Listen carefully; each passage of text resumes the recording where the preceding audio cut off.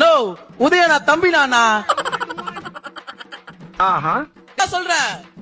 ஓ உதயனா தம்பி நானா ஏக்கடாவுடைய ஆண் குழந்தைக்கு கருணாநிதி என்று பேர் சூட்டப்படுகிறது. உன்னை தேர்ந்தெடுத்து வச்சிருக்காங்க. ஆனா நீ என்ன பண்ணிருக்க? சேகர் பாபுக்கு கொடை பிடிக்கிற, அவர் உனக்கு பின்னாடி புடவை பிடிக்கிறாரு.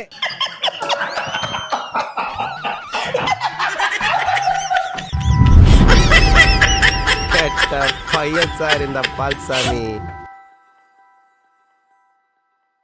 தமிழ்நாடு அரசின் உண்மையான கடன் அளவு 13,18,000 கோடி ரூபாய். ஒருவருக்கான கடன் பொறுப்பு 1,28,934 உயர்ந்துள்ளது. ஐயோ ஒரு நிமிஷத்துல உடம்பெல்லாம் குப்புடு வேர்க்குதே, என்ன புடிச்சுக்கடா கைத்தாங்களா. சுதந்திரத்துக்கு பிறகு மாநிலம் தனது முதல் 60 இயர்ஸ் சேர்ந்த மொத்த கடனை விட இந்த ஒரே 5 ஆண்டில் சேர்க்கப்பட்ட கடன் அதிகமாக உள்ளது. எங்க பாட்ட காசை கண்ட இடத்துல நீ இறச்சி விட்டுருக்க. இன்னைக்கு உன்னை செம பெரட்டு பெரட்டா விட மாட்டேன். நல்லா செலவு பண்ணுங்க. காசு இல்லையா, கடன் வாங்கி செலவு பண்ணுங்க. அப்ப அந்த கடன் அடைக்க இன்னொரு கடன் வாங்க, அதை அடைக்க இன்னொன்னு வாங்க. டேய் அப்படியே கடன் வாங்கினே பண்ணிருந்தா காலம் ஃபுல்லா கடன்காரன் தானே இருக்கணும். எப்படா பணக்காரன் ஆக முடியும்? ஏன் சார் பணக்காரன் ஆகணும்னு ஆசைப்படுறீங்க? எல்லாருமே கடன்காரன் ஆகுங்க. அப்பதான் யார் காசு யார் வாங்கினானே தெரியாம மொத்தமா கழிஞ்சிருமா? இத சொன்னா நம்மள பைத்தியக்காரன்னு சொல்றாயா. திருடுனியா? இன்னொரு தடவை சொல்லுங்க. திருடுனியா? தெரியாம எடுத்தா அதுக்கு பேர் திருட்டுங்களா? உங்களுக்கு தெரியாதுங்களா? எனக்கு தெரியவே தெரியாது. எங்க பரம்பரைக்கு தெரிஞ்சதெல்லாம் நேர்மை, கருமை, ஏர்மை. நேரு அவர் வச்சிருக்கிற ஒரு ஆளை நீங்க பிடிச்சாலே இருக்கிற கடன் எல்லாம் பாதி அடைச்சிடலாம். அப்படி சார் சாதாரண ஒரு ஐடி ஊழியர் அவருக்கு 1 லட்சம் கோடி எப்படி வந்தது? என்மொழி வேலையே போகல. அவருக்கு ஒரு 3,4 கோடி கார் எப்படி வந்தது? 3,4 கோடி கார் எங்க வந்தது? நேரு, பொன்முடி, ஏவா வேலுமணி, செந்தில் பாலாஜி, வேலு, அனைத்து அமைச்சரும் மொத்த பேருமே திருடர்கள் தான். அவங்க திருடர்கள் கூட்டம் தலைவர்கள் அவங்க தான். திமுக பிரமுகர்கள் தான். அவங்கள முதல்ல கைது பண்ணி இருக்கிற பறிமுதல் பண்ணி மக்கள் கவர்மெண்ட் பணத்தை அடையணும். இன்றைக்கு எவ்வளவு நாள்ல அந்த கோரிக்கையெல்லாம் நிறைவேற்றுவாங்கன்னா இந்த ஆட்சி இருக்க போறது இல்லை. அதிகபட்சம் இருந்தா 3 மாசம் அந்த ஆட்சி இருக்கும். 2 கோடி மக்கள் ஓட்டு போட்டுனா எப்பயோ 3 மாசத்துல கலையா 2 மாசம் கலையா யாரையா சொல்றது? இது மக்களா தேர்ந்தெடுத்தது. அதுக்கு பிறகு தானா திராவிட முன்னேற்ற கழகத்தின் ஆட்சி, நம்முடைய தலைவர் தளபதியினுடைய ஆட்சி தமிழகத்தில் பண்ணணும். 2 கோடி மக்கள் விஜய்க்கு ஓட்டு போட்டுருக்காங்க. அப்படி எப்படி 2 மாசத்துல கலையும் 3 மாசத்துல கலையும்? ஒரு புது மனுஷன் வந்திருக்கானா அவங்களுக்கு வழி காட்டுறது அதோட நம்ம பெருந்தன்மை. அது அவங்கள போய் பொறாமப்படக்கூடாது. ஏன் இந்த சின்ன பையன் வந்துட்டானு ஒரு பொறாமெல்லாம் பண்ணக்கூடாது.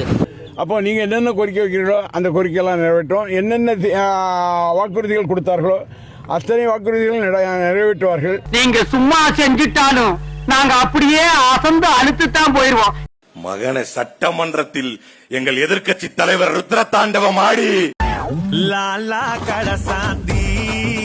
உங்களை துண்ட காணும் துணிய காணும் ஓட வைக்கிறீங்க.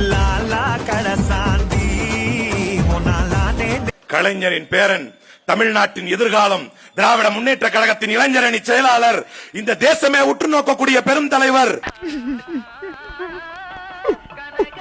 ஏப்பாளுற முரியசா என்னமா ஃபீல் பண்ணி கூவுறான்டா அவன். நான் உங்களுக்கு ஒரு அதிர்ச்சி தகவலை சொல்றேன். இந்த இடம் தான் தெரியல இடம். மனசை தேத்திக்கங்க, பயந்துறாதீங்க. தாவேக்கால ஒரு 10 எம்எல்ஏக்கள் போக தயாரா இருக்காங்க. எங்க ரெசிக்னேஷன்? எங்க? திமுக. எதுக்கு? அவங்களுக்கு இருக்கக்கூடிய கிரைசிஸ். அவங்க என்ன கிரைசிஸ்? அவங்களுக்கு ஆளுங்கட்சியா இருக்காங்க. என்ன கிரைசிஸ்? ஆளுங்கட்சி தான் மேடம். ஆளுங்கட்சியில அவங்களுக்கு டிஸ்பியூட் இருக்கு. உனக்கு என்னப்பா, நீ பைத்தியம். நீ என்ன வேணாலும் பேசலாம். சார் எனக்கு புரியல. பட் என்னதான் கிரைசிஸா இருக்கட்டும், ஒரு ஆளுங்கட்சி எம்எல்ஏ எதுக்கு எதிர்கட்சிக்கு போவாங்க? இது வரலாற்று நடக்காத விஷயம். குடியரசு இலவசமா அந்த ஆர்டர் காப்பி இலவசமா என்ஓசி தான். என்ஓசிங்க 2 பேப்பருங்க லட்சங்கள். முதல் முறையாக தமிழ்நாட்டு வரலாற்றுல ஒரு சிபிஎஸ்சிக்கு ஃபர்ஸ்ட் என்ஓசி 30 லட்சம் 50 லட்சம் வாங்குற என்ஓசி இலவசமா தேடி கொண்டு அமைச்சர் கொடுத்தார் என்பது உண்மையிலே வரலாற்றில் முதல் முறை. நமக்கு வாக்களிக்காத மக்கள் எல்லாம் இந்த ஆட்சிக்கு வாக்களிக்காம தவறிவிட்டோமோ என்று அந்த எண்ணத்தோடு இருந்தார்கள். ஆனா இன்றைக்கு இந்த சோஃபா மாடல் அரசு அமைஞ்ச பிறகு இப்படிப்பட்ட ஒரு மோசமான ஆட்சிக்கு நாம ஓட்டு போட்டுட்டோமே அப்படின்னு மக்கள் வருத்தப்பட ஆரம்பிச்சிருக்கிறாங்க.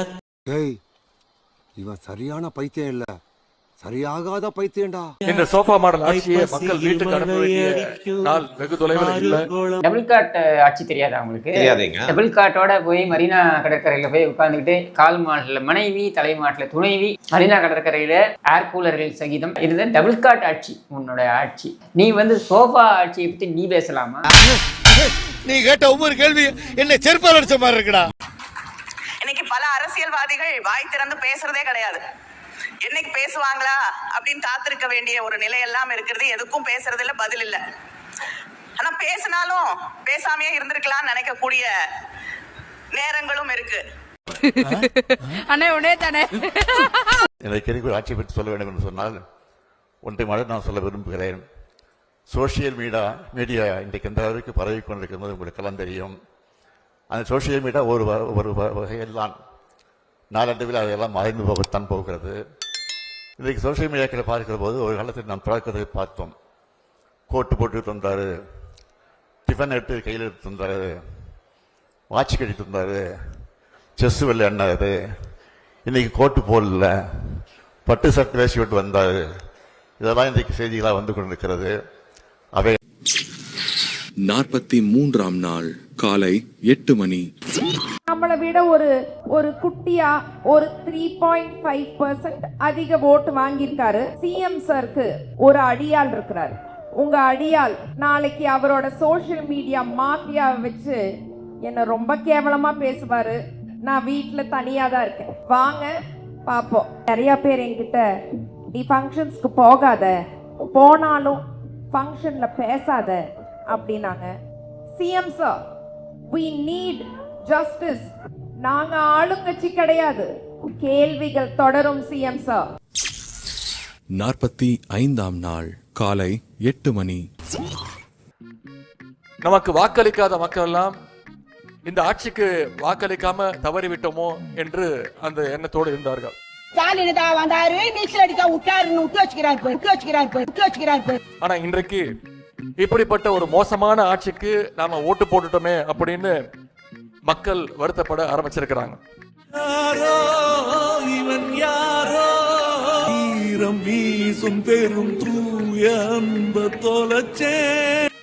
இந்த அரசு எதை கொள்முதல் செய்கிறதோ இல்லையோ, அடுத்த கட்சி ஆட்களையும் அடுத்த கட்சி சட்டமன்ற உறுப்பினர்களையும் தொடர்ச்சியாக இந்த அரசு கொள்முதல் செய்து கொண்டு வந்து கொண்டிருக்கிறது.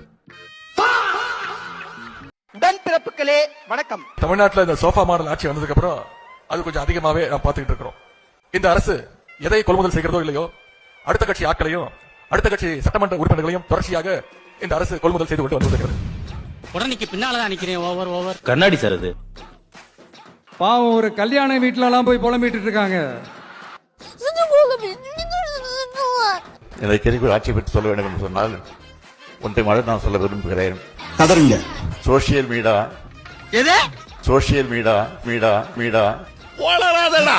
கோட்டு போட்டு தந்தாரு, செஸ் விளையாடினாரு. இன்னைக்கு கோட்டு போடல. இதெல்லாம் இன்றைக்கு செய்திகளாக வந்து கொண்டிருக்கிறது. தமிழ்நாட்டில் மூடப்பட்ட 717 டாஸ்மாக் கடைகள். அதுவும் எனக்கு தெரியல. பெண்களின் பாதுகாப்புக்காக தொடங்கப்பட்ட சிங்கப்பெண் சிறப்பு படை. அதுவும் எனக்கு தெரியல. கூட்டுறவு வங்கிகளில் விவசாயிகள் பெற்ற ரூபாய் 75,000 வரையிலான பயிர்க்கடன் 100% தள்ளுபடி. அதுவும் எனக்கு தெரியல. நாளடைவில் அதையெல்லாம் மறைந்து போகத்தான் போகிறது. எனது வீட்டுல கும்பலையா கூட இவ்வளவு அழுக மாட்டாளுங்க, ஆனா நீ இந்த ஆளே அழுகிறீடா. இந்த வீடியோ பிடித்து இருந்தால் சேனலை சப்ஸ்கிரைப் செய்யவும், ஏதாவது குறைகள் இருந்தால் கமெண்டில் போடவும், அப்புறம் பறக்காமலே போட்டிருந்த வரட்டாமாம் வீடுறதை வரண்டா சின்னசாமி. ஹே guys, this is your editor. Video பிடிச்சிருக்குன்னு நினைக்கிறேன். ஸோ பிடிச்சிருந்தா ஒரு லைக் பண்ணிடுங்க அண்ட் கமெண்ட் செக்ஷன்ல ஒரு ஹார்ட்டிங் அல்லது ஒரு ஸ்மைல் தெரிக்க விடுங்க பார்ப்போம். இப்ப எனக்காக நீங்க ஒரு குத்துனா குறைஞ்சா போயிருவீங்க. சரி பாசக்கரப்ப ஒரே ஒரு குத்தி விட்டு போவோம். வாடாங்க.